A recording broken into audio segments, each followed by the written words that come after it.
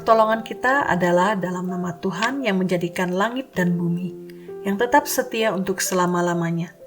Turunlah atas kita sekalian anugerah dan damai sejahtera dari Allah Bapa dan Tuhan kita Yesus Kristus.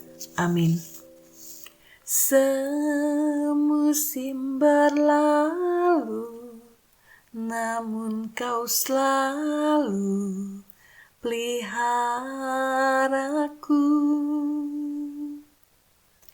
Kasih dan setiamu tak pernah layu di hidupku. Shalom, selamat pagi saudara-saudariku, seluruh jemaat Gereja Sedang Kristus dimanapun berada. Lirik pujian tadi sungguh boleh menjadi ucapan syukur kita atas pemeliharaan Tuhan sepanjang hari-hari yang telah kita lewati. Biarlah kita terus mengucap syukur dalam segala hal. Firman Tuhan katakan di 1 Tesalonika 5 ayat 16-18. Bersukacitalah senantiasa, tetaplah berdoa, mengucap syukurlah dalam segala hal, sebab itulah yang dikehendaki Allah di dalam Kristus Yesus bagi kamu. Biarlah kita terus mengucap syukur dalam segala hal, apapun yang terjadi, apapun yang kita alami, kita terus bersukacita, kita terus berdoa, dan mengucap syukur di dalam segala hal. Karena itu yang Tuhan inginkan kita lakukan di dalam setiap kondisi apapun. Biarlah dalam kondisi pandemik yang belum berlalu ini, kita terus mengucap syukur, kita masih diberi nafas kehidupan, kita masih diberi kesempatan, khususnya hari ini, kita masih diberi kesempatan untuk beribadah, walaupun ibadah kita masih harus dilakukan secara online. Mari sebelum kita mulai ibadah kita pada pagi ini, kita bersatu hati di dalam doa. Allah Bapa di surga, Tuhan Yesus yang baik, kami mengucap syukur Tuhan untuk semua kasih anugerah-Mu, untuk pemeliharaan-Mu dalam kehidupan kami yang boleh kami lewati. Terima kasih Bapa, ajar terus kami untuk belajar mengucap syukur. Ajar kami Tuhan untuk terus bersandar hanya kepada Engkau saja. Tuhan, kami ucap syukur untuk pagi ini. Kami boleh kembali beribadah kepada Engkau. Meskipun ibadah kami Tuhan masih harus dilakukan secara online. Tapi kami yakin dan percaya Tuhan, Engkau hadir di tengah-tengah kami. Biarlah Engkau bertata di atas puji-pujian yang akan kami naikkan Tuhan. Dan kami boleh menjadi kuat karena Engkau. Untuk firman Tuhan yang akan disampaikan oleh hamba-Mu, biarlah Engkau urapi ya Tuhan. Firman Tuhan yang disampaikan sungguh boleh menjadi kekuatan bagi kami. Tuhan, kami serahkan ibadah kami ke dalam tangan-Mu. Engkau berkati setiap kami, juga setiap anak-anak-Mu yang mungkin saat ini sedang mengalami lemah tubuh Tuhan. Engkau kuatkan, yang dalam pergumulan Tuhan, Engkau berikan jalan keluar. Yang sakit Tuhan, Engkau jamah dan sembuhkan. Terima kasih Bapa, kami serahkan jam ibadah kami ke dalam tangan-Mu. Biarlah hanya nama Tuhan yang dipermuliakan. Di dalam nama Tuhan Yesus, kami berdoa dan mengucap syukur. Amin. Maka jiwaku memuji Engkau. Sungguh besar Kau Allahku. Mari kita naikkan pujian. Sungguh besar Kau Allahku.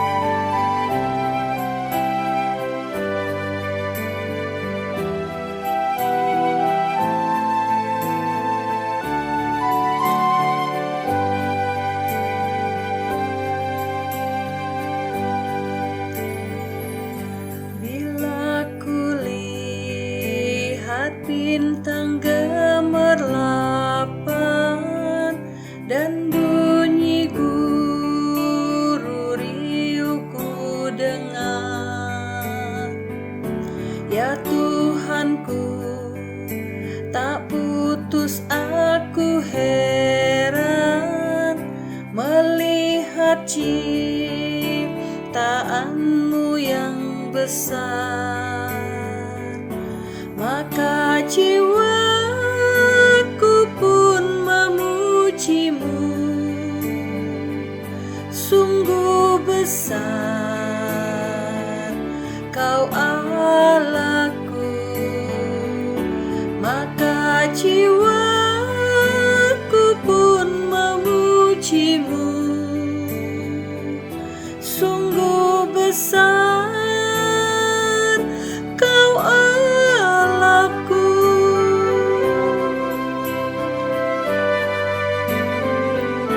Ya Tuhanku, apabila ku renungkan pemberian-Mu dalam penebus, ku tertegun bagiku dicurahkan oleh Putra-Mu, darahnya kudus. Maka jiwaku pun memujimu. Sungguh besar Kau Allahku, maka jiwaku pun memujimu. Sungguh besar Kau Allahku, maka jiwaku pun memujimu.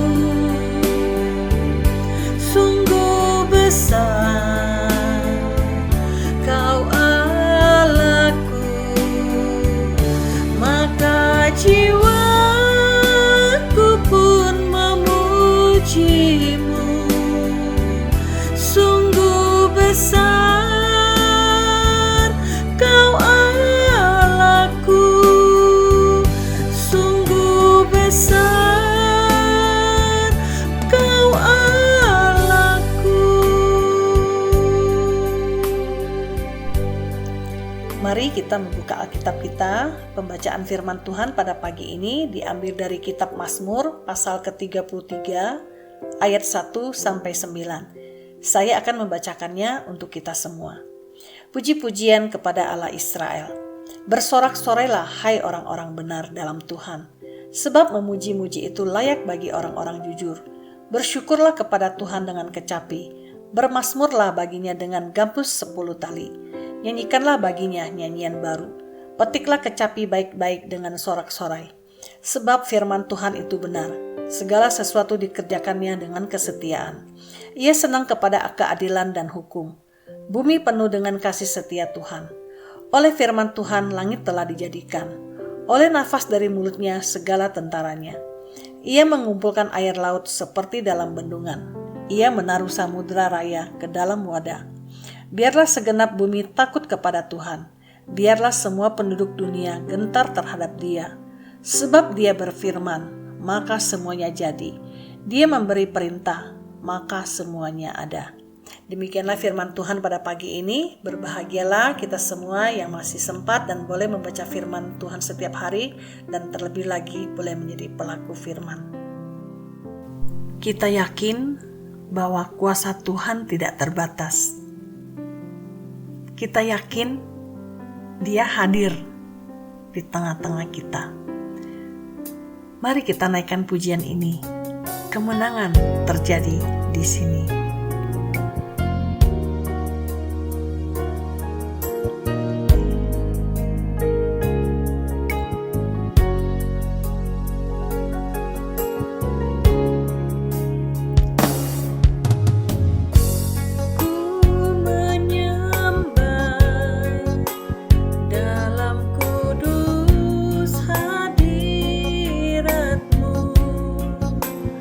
Hampiri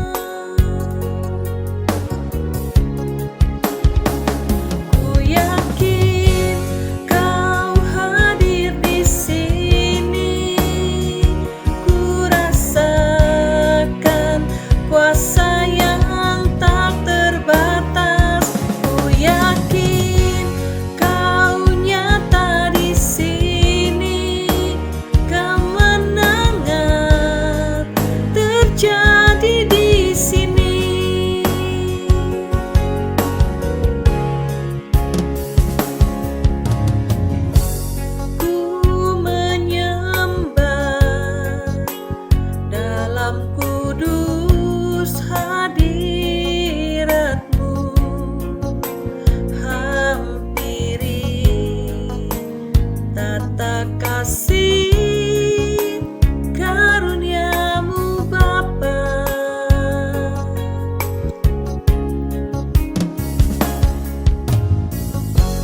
Kekuatanku hanya dalam hadirat-Mu,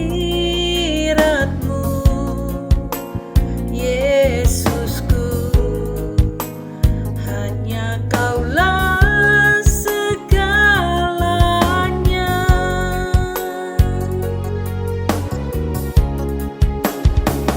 Ku yakin Kau hadir di sini. Ku rasakan kuasa yang tak terbatas. Ku yakin Kau nyata di sini.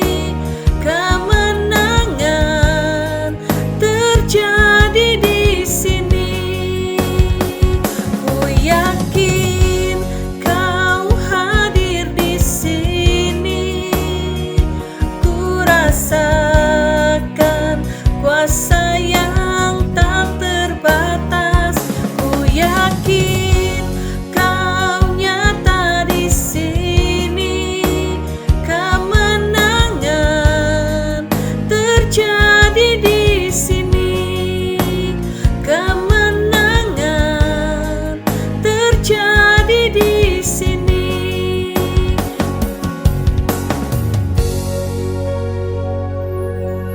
Jemaat, saya undang untuk bangkit berdiri. Kita akan kembali mengaku iman kita di hadapan Tuhan. Pengakuan iman rasuli. Aku percaya kepada Allah, Bapa yang Maha Kuasa, Khalik langit dan bumi, dan kepada Yesus Kristus, Anak-Nya yang tunggal Tuhan kita, yang dikandung daripada Roh Kudus, lahir dari anak darah Maria, yang menderita sengsara, di bawah pemerintahan Pontius Pilatus, disalibkan, mati dan dikuburkan, turun ke dalam kerajaan maut. Pada hari yang ketiga, bangkit pula dari antara orang mati, naik ke surga, duduk di sebelah kanan Allah, Bapa yang Maha Kuasa, dan dari sana Ia akan datang untuk menghakimi orang hidup dan yang mati. Aku percaya kepada Roh Kudus, gereja yang kudus dan am, persekutuan orang kudus, pengampunan dosa, kebangkitan orang mati, dan hidup yang kekal. Amin. Jemaat dipersilakan duduk kembali. Setiap kita sudah rindu untuk beribadah di dalam rumah Tuhan, rindu bertatap muka. Namun karena situasi pandemik yang masih belum berlalu, ibadah kita harus dilakukan secara online. Namun biarlah iman kita tetap teguh. Kita yakin dan percaya, dimanapun kita berada, senantiasa Tuhan ada. Seperti pujian yang akan kita naikkan ini, Kujadikan hati ini rumahmu, kujadikan hati ini baitmu. Dimanapun ku berada, senantiasa Kau ada. Mari kita naikkan pujian ini. Hati ini rumahmu.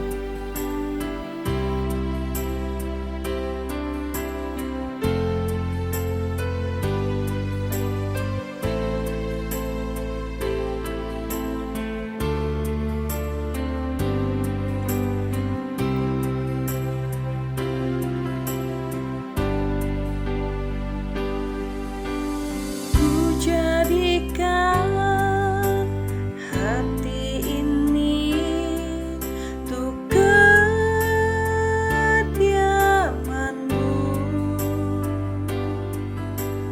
Ku serahkan hidup ini untuk-Mu Allahku.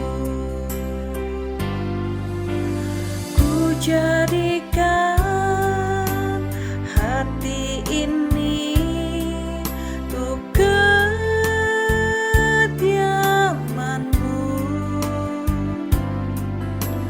Ku serahkan hidup ini untuk-Mu Allahku.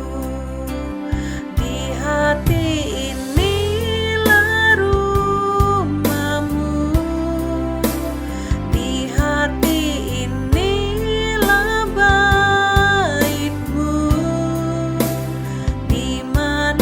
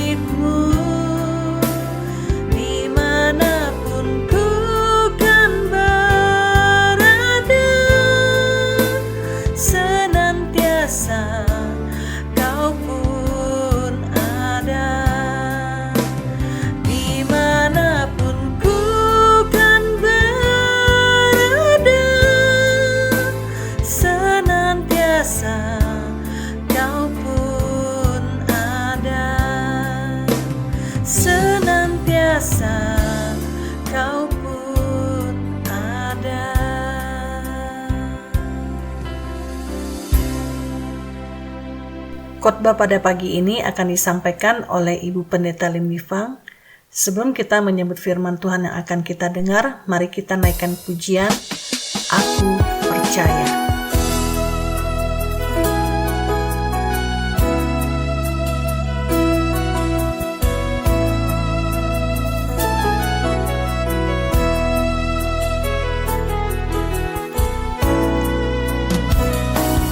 Tiada yang seperti Engkau, begitu mengasihiku.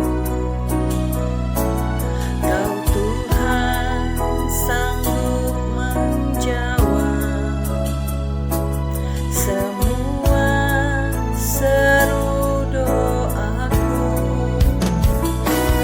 Tiada yang seperti Engkau, begitu mengasihiku. Kau Tuhan sanggup melawan seluruh kehidupanku. Aku percaya Tuhanku ajaib, Kau turun tangan memulihkanku.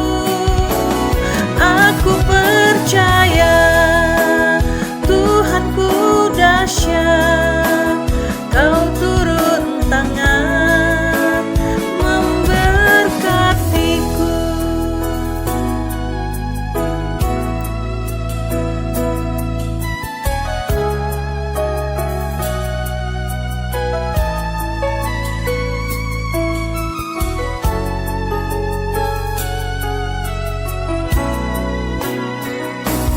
Tiada yang seperti Engkau, begitu mengasihiku.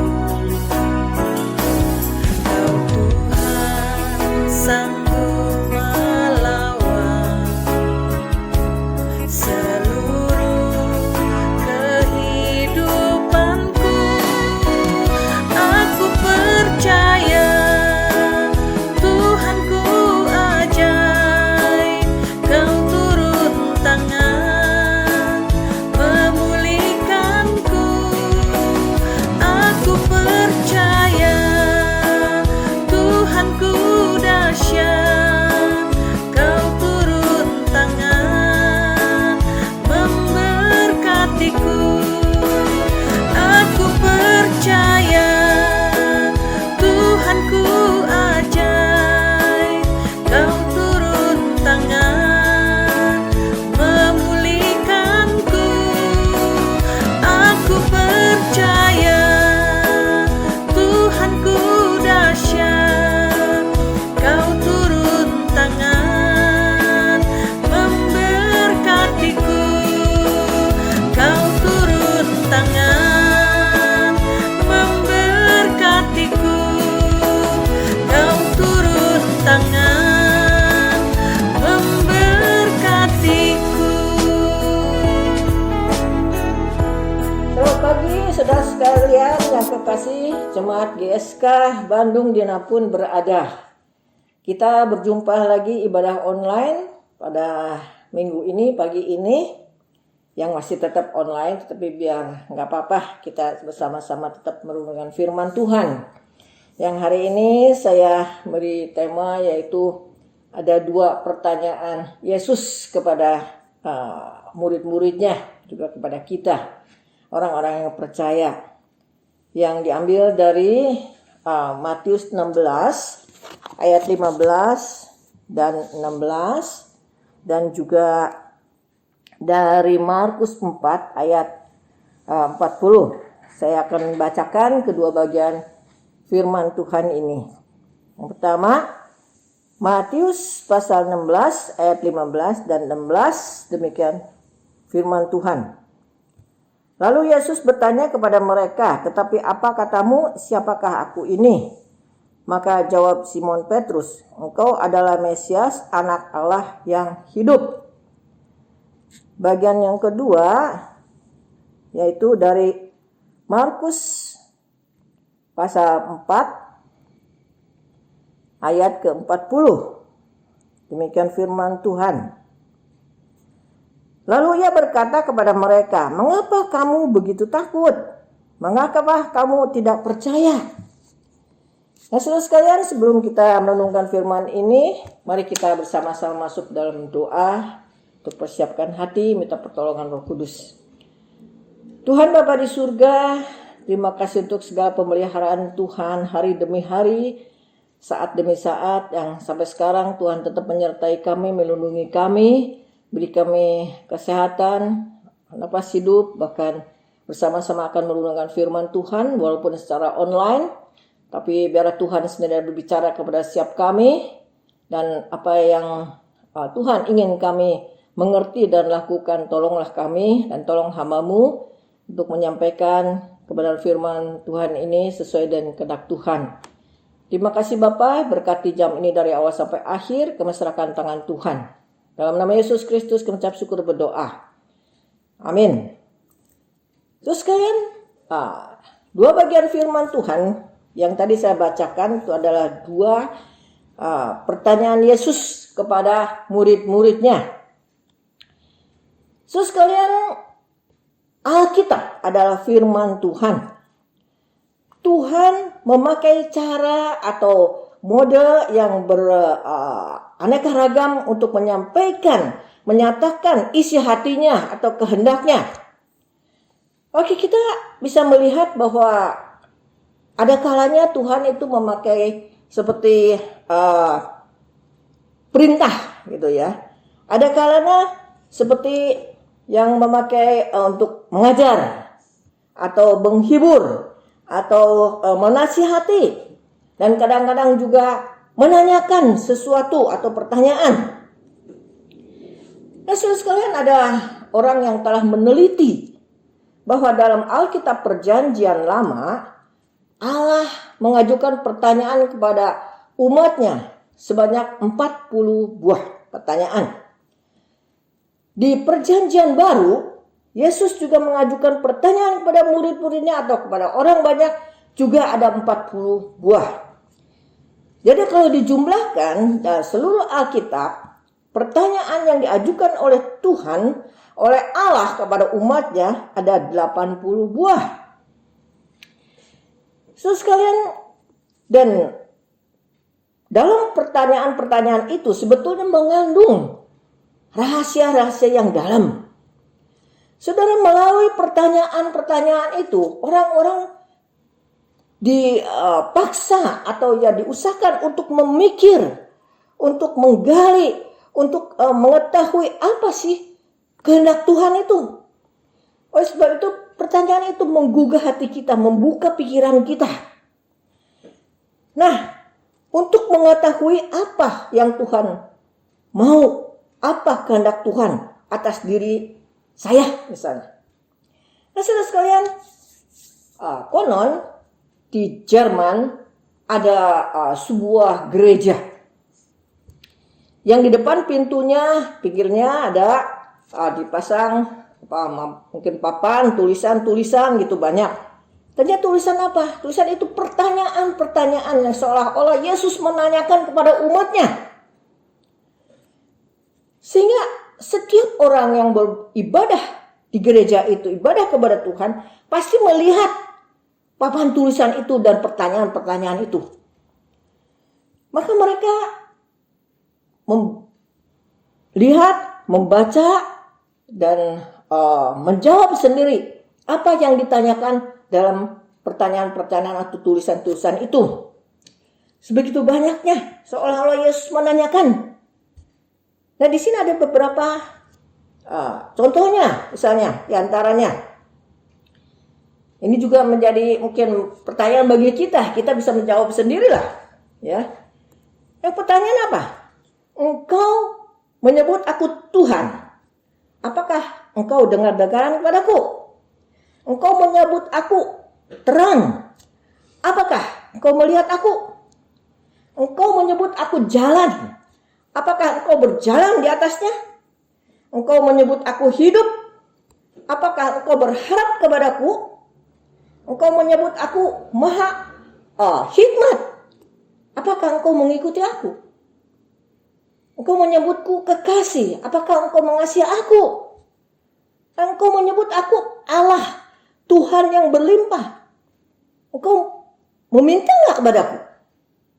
Engkau menyebut aku yang kekal. Apakah engkau mencari aku?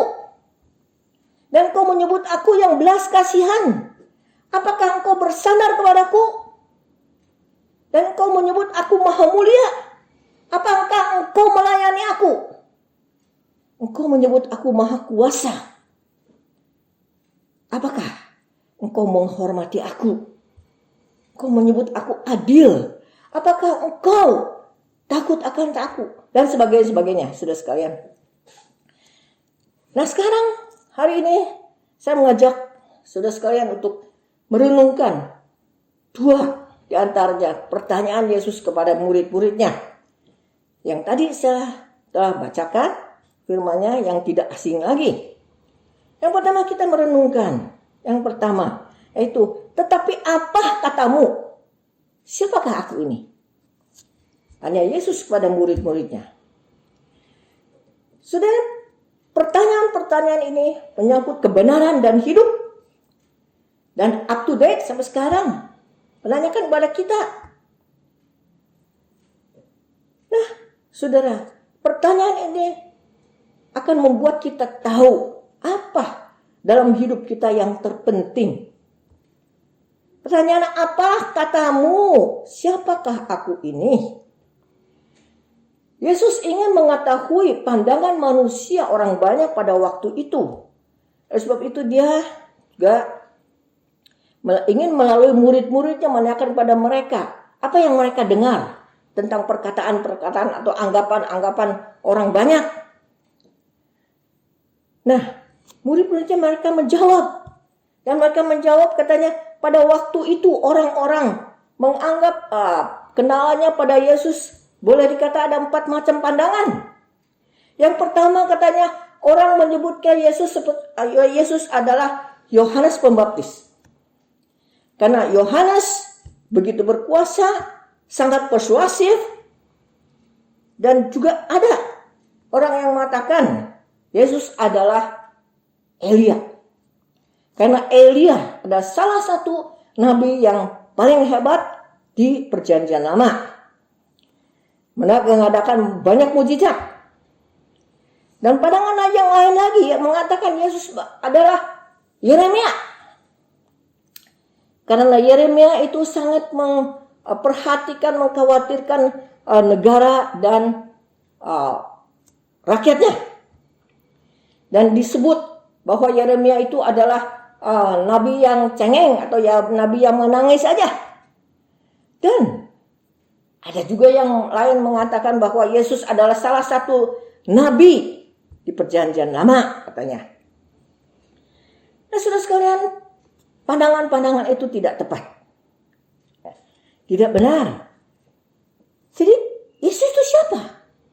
Maka Yesus bertanya kepada murid-muridnya, menurut kalian aku siapa? Dan Petrus nyeletuk, engkau adalah Mesias, anak Allah yang hidup. Nah, saudara sekalian, pengakuan Petrus terhadap Yesus ini sangat tepat dan sangat penting.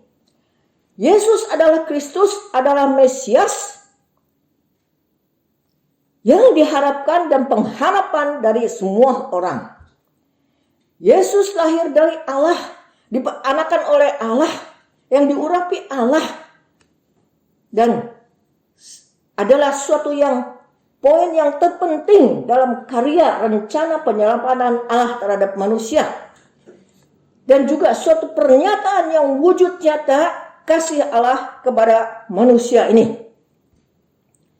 Dan juga menampilkan Allah yang selama ini tidak pernah kelihatan oleh manusia. Dan pengakuan Yesus ini adalah dasar yang penting, yaitu dasar iman kepercayaan kekristenan. Itu pernyataan atau pengakuan Petrus Bukan Petrusnya, orangnya, tapi konten atau isi pernyataannya, yaitu Yesus adalah Kristus, anak Allah yang hidup. Nah, saudara sekalian, sebagai orang Kristen, yang terpenting bukan mengetahui banyak tentang Yesus, tapi yang terpenting adalah seberapa dalam kau mengetahui secara pribadi Yesus Kristus itu. Kalau kita salah, pengenalan kita salah terhadap Kristus, maka doa kita akan salah. Iman kepercayaan kita akan salah. Saudara, manusia di bumi ini sampai hari ini, bagaimana pandangan atau anggapan mereka terhadap Yesus? Saudara, mereka orang-orang yang mengatakan bahwa Yesus adalah seorang agamawan. Ada yang mengatakan bahwa Yesus adalah seorang teolog. Ada yang mengatakan bahwa Yesus adalah seorang tokoh yang hebat, yang luar biasa. Juga ada orang yang sejajarkan Yesus dengan Kungzi lah, Konfusius lah, dengan Lao Tzu lah, dengan Socrates atau dengan Plato dan sebagainya. Nah, bagaimana kita sebagai orang Kristen? Bagaimana pengenalan kita terhadap Yesus? Siapakah Yesus? Ini sangat penting, saudara sekalian. Kita jangan hanya, apakah kita hanya cuma melihat Yesus secara lahiriah saja? Atau kita lebih mendalam mengenal dia? Paulus mengatakan dalam 2 Timotius 1 ayat 12, aku tahu kepada siapa aku percaya dan aku yakin bahwa dia berkuasa memeliharakan apa yang telah dipercayakannya kepadaku hingga pada akhir hari Tuhan. Saudara sekalian, pengakuan ini sangat penting. Betulkah kita sungguh-sungguh mengenal Yesus? Jangan sampai salah. Nah, saudara sekalian, di sebuah gereja, biasa mereka sudah orang yang mau dibaptis, ikut katekisasi, udah selesai. Nah, sebelum dibaptis mereka ditanyakan oleh pendetanya, ya. Dan salah satu sedang pendeta itu menanyakan seorang ibu atau saudari. Pak pendeta menanyakan ibu gitu ya. Mengapa kau percaya Yesus? Tahukah si Yesus siapa? Si ibu ini menjawab, aduh pendeta, jangan tanya saya dah. Saya datang ke gereja ini untuk percaya dibawa oleh saudari saudari Ong gitu ya. Gini aja Bapak pendeta tanya pada saudari Ong ini, jawaban dia yaitu jawaban saya. Wah, gawat saudara. Bagaimana ini? Siapa yang salahnya nih? Yang membimbing beri katekisasi yang gak jelas? Atau saudari ini tiap kali katekisasi tidur? Saudara sekalian, mengajarkan firman Tuhan Alkitab itu harus benar, harus jelas, saudara sekalian. Jangan sampai orang salah paham. Itu yang pertama. Yang kedua, pertanyaan yang kedua, Yesus menanyakan kepada muridnya, mengapa kau takut? Mengapa kalian takut? Mengapa kamu tidak percaya? Ini waktu kapan? Itu waktu Yesus dengan murid-muridnya naik perahu mau menyeberangi Danau Galilea. Tiba-tiba di tengah perjalanan ada gelombang yang besar. Ya. Sehingga murid-muridnya kaget setengah mati. Dan ketakutan setengah mati. Dan cepat-cepat membangunkan Yesus yang sedang istirahat tiduran di perahu itu. Dan Yesus langsung menghardik gelombang itu dan berkata kepada murid-muridnya, kamu kenapa gak percaya? Kamu kenapa takut? Nah, saudara sekalian, murid-murid karena gelombang besar tiba-tiba muncul. Ya, sehingga mereka ketakutan, gugup saudara sekalian. Padahal mereka di antara mereka kebanyakan juga nelayan yang sudah biasa di air. Tapi begitu ada gelombang itu tiba-tiba Mereka juga takut. Nah, kenapa? Ketakutan itu memang naluri ya, memang kodratnya, suatu perasaan bisa muncul. Setiap orang juga bisa takut, saudara sekalian. Tapi Yesus mengatakan, kamu tidak percaya. Dengan kata lain, imanmu, kalau dalam bahasa Mandarin, imanmu kok kecil gitu. Ya. Oleh sebab itu di sini kita bisa melihat bahwa ketakutan itu berkaitan dengan iman kita. Bagaimana iman kita, bagaimana rasa takut kita. Nah, sudah sekalian, pertanyaan Yesus kepada murid-muridnya, ini juga menjadi suatu pelajaran iman bagi setiap kita yang membacanya, saudara.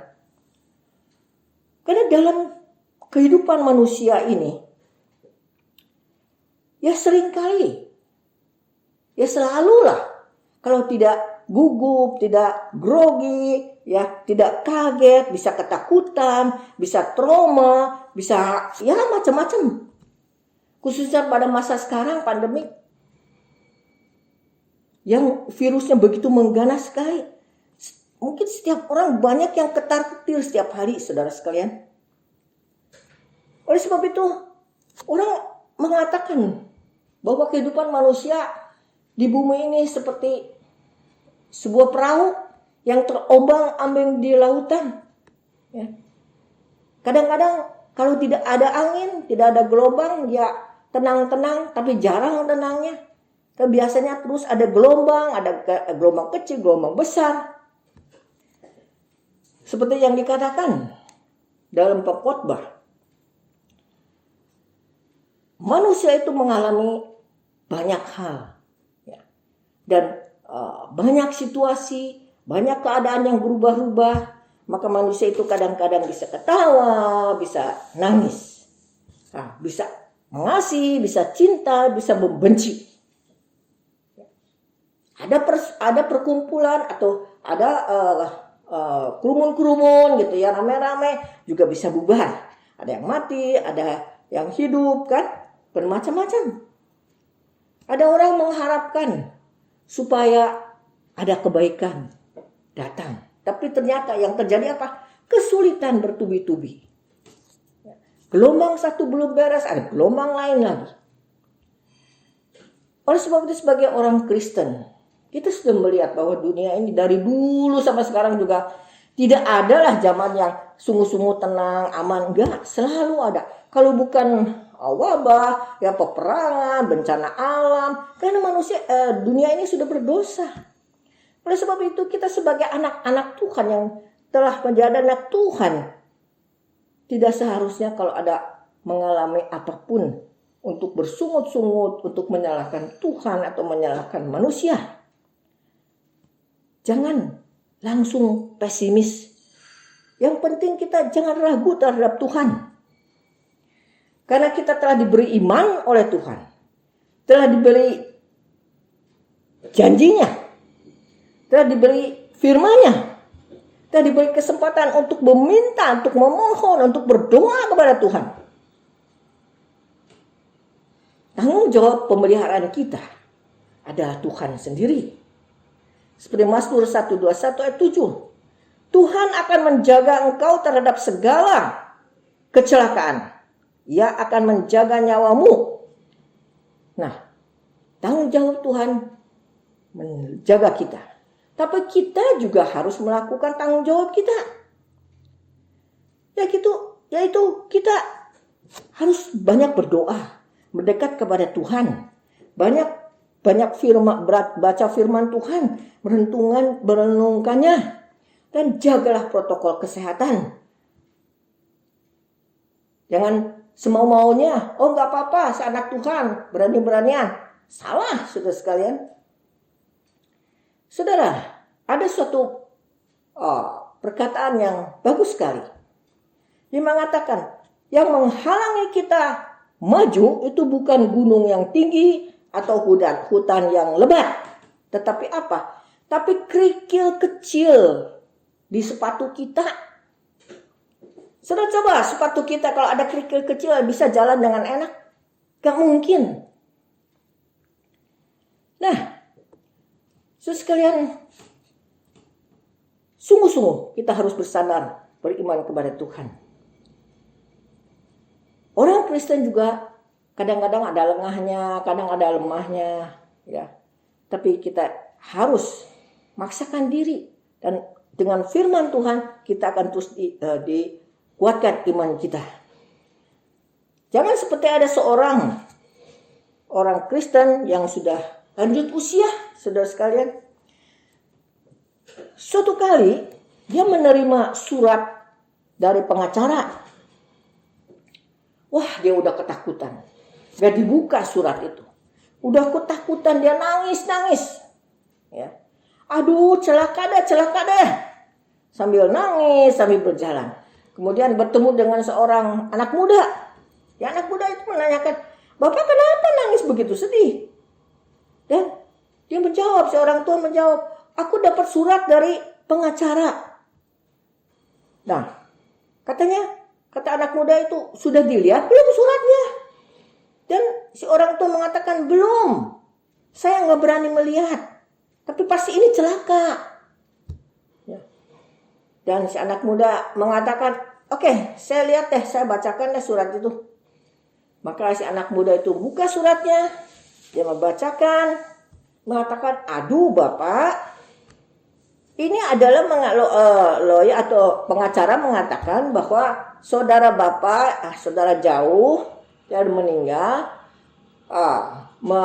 mewariskan suatu warisan untuk saudara untuk Bapak ambil ke sana." Nah, saudara sekalian, seorang tua ini sebenarnya orang Kristen, tapi dia imannya nggak tahu kemana. Belum apa-apa sudah takut, udah nangis. Nah, kita jangan seperti begitu, saudara sekalian. Nah, kalau misalnya kita hanya baru mendengar, baru melihat, udah ketakutan, udah imannya goyah, udah stres, nangis-nangis, wah, itu akan sungguh-sungguh akan terjadi yang tidak diinginkan.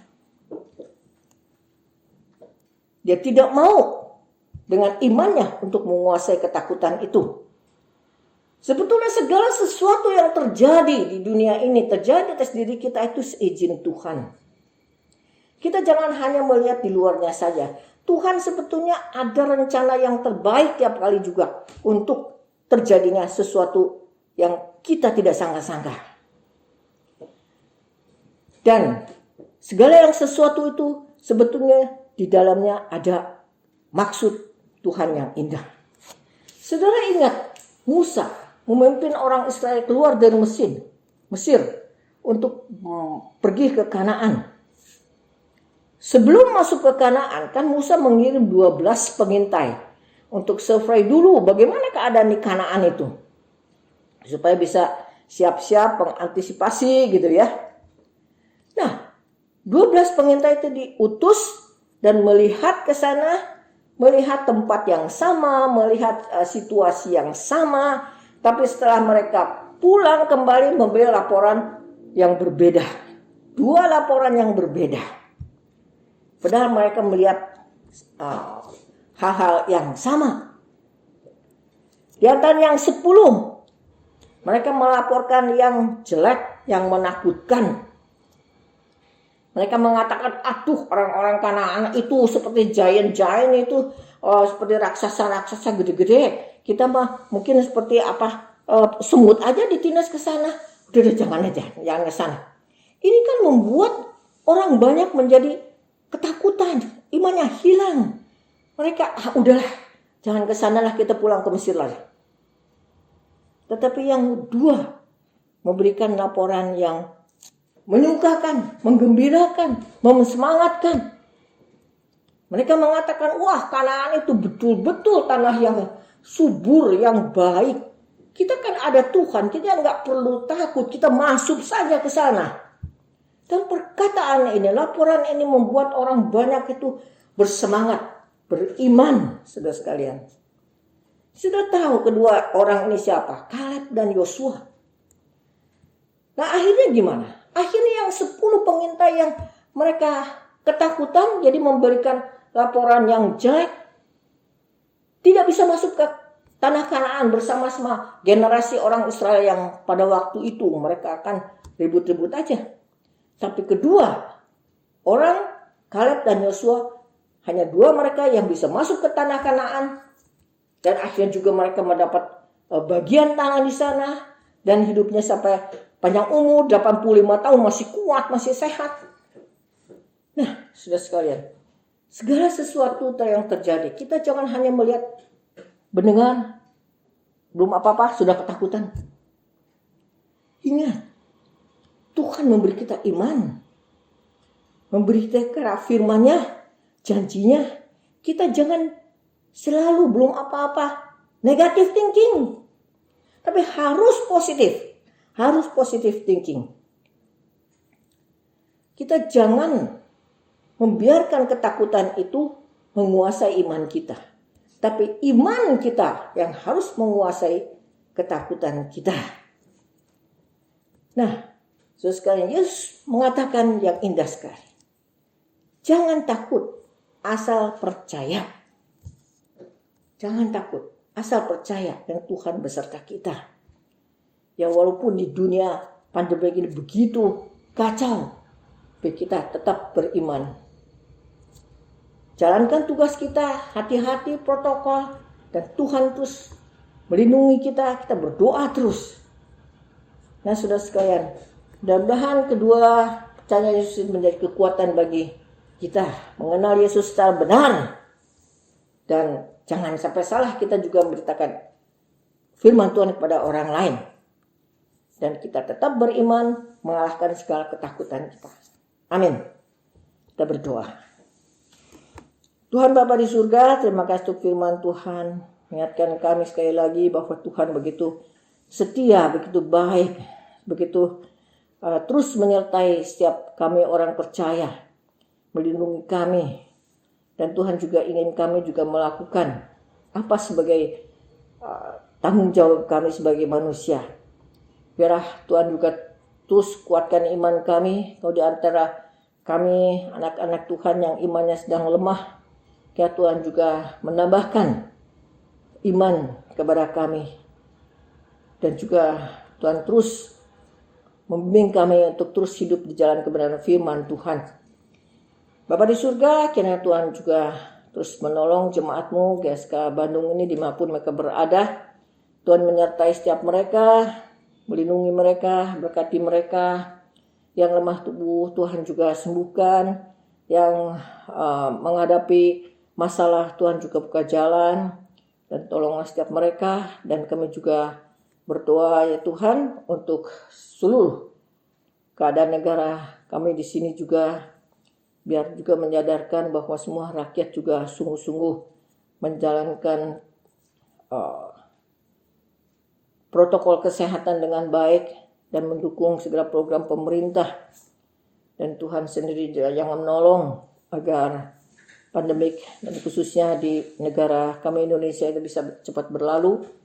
Kira Tuhan juga menolong menyembuhkan mereka yang terkena COVID-19 ini dimanapun mereka berada. Baik anak-anak-Mu, hamba Tuhan, Tuhan juga menolong mereka, menyembuhkannya.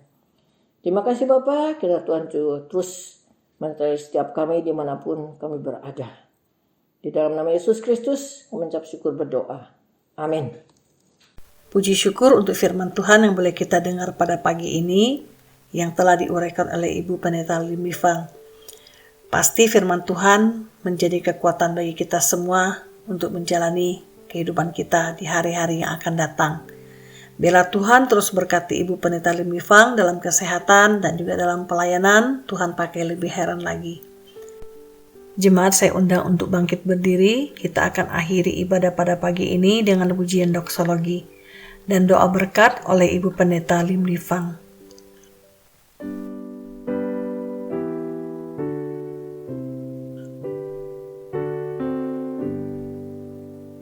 Puji Allah Bapa Putra, puji Allah Roh Kudus, ketiganya yang esa. Pohon selamat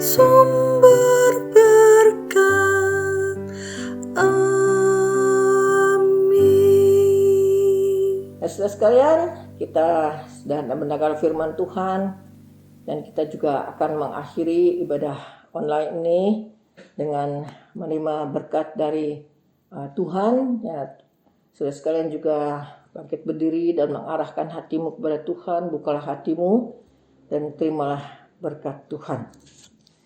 Kiranya anugerah kasih karunia Allah Bapa, kasih Yesus Kristus yang tidak berkesudahan, dan damai sejahteranya, serta kekuatan persekutuan penghiburan pimpinan Roh Kudus menyertai saudara-saudara sekalian dari saat ini sampai Maranatha. Amin. Ibadah pada pagi ini telah selesai. Saat teduh, sampai berjumpa kembali di ibadah di minggu yang akan datang. Jangan lupa dengan protokol kesehatan, rajin mencuci tangan, memakai masker, hindari kerumunan, dan teruslah berdoa. Tuhan Yesus memberkati.